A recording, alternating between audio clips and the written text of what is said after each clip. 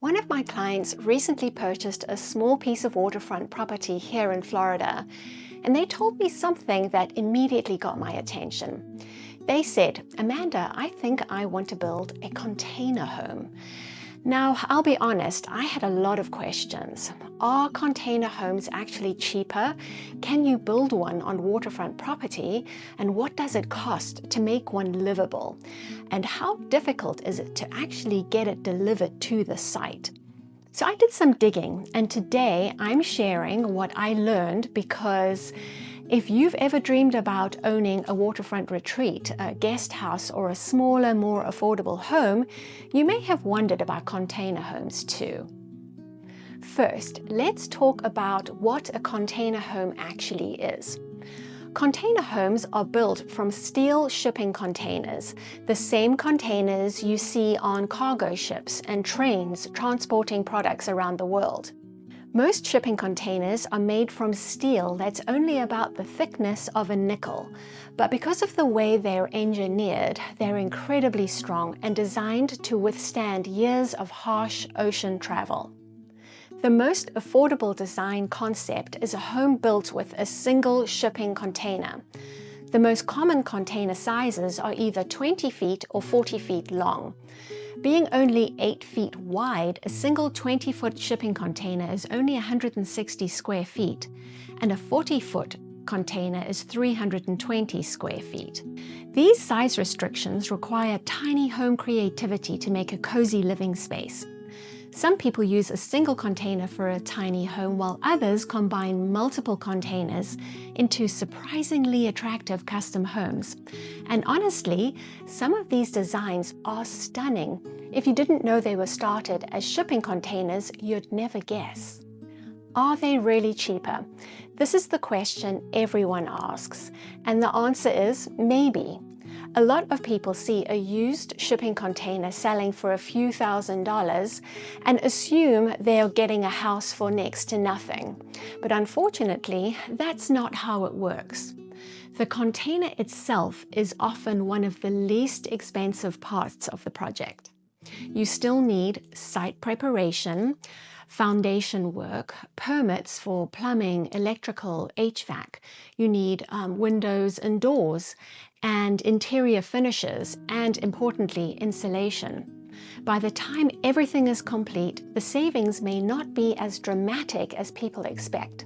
In many cases, the biggest cost savings come from building a smaller home, not necessarily because it's a container. This is where my client's waterfront lot made me stop and think. How exactly do you get a giant steel container onto a piece of property? The answer is by truck and trailer, but it isn't always simple. Before ordering a container, you'll need to consider, can a large truck access the property? Are there trees in the way? Are there power lines overhead? Is there enough room to maneuver? And how close can the truck get to where the container needs to be placed? For some waterfront lots, access can actually become one of the biggest challenges and expenses. Here's an important point. Shipping containers are made of steel, and steel gets hot, really hot, especially here in Florida. Without proper insulation, a container can become extremely uncomfortable. Most experts recommend spray foam insulation because it helps regulate temperature and control moisture. The downside?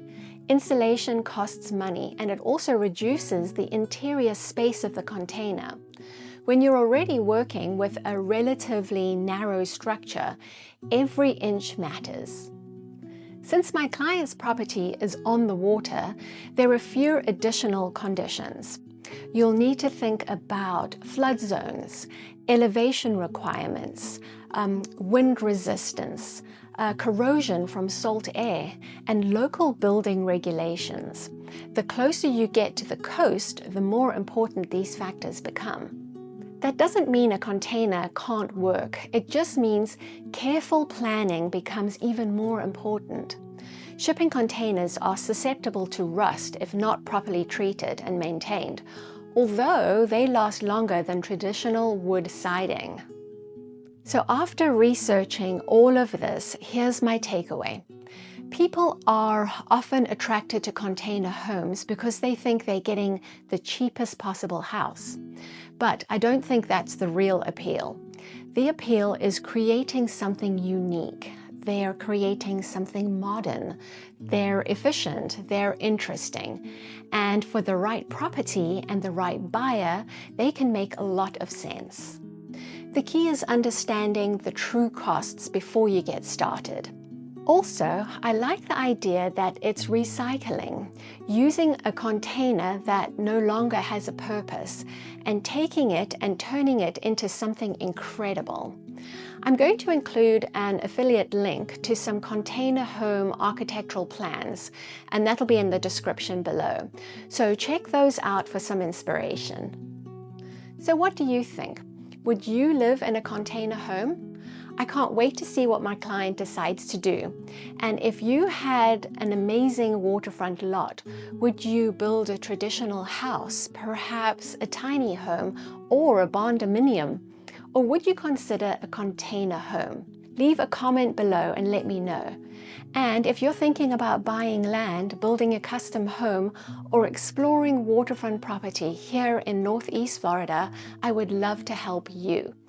Please subscribe for regular real estate updates, and I thank you so much for watching.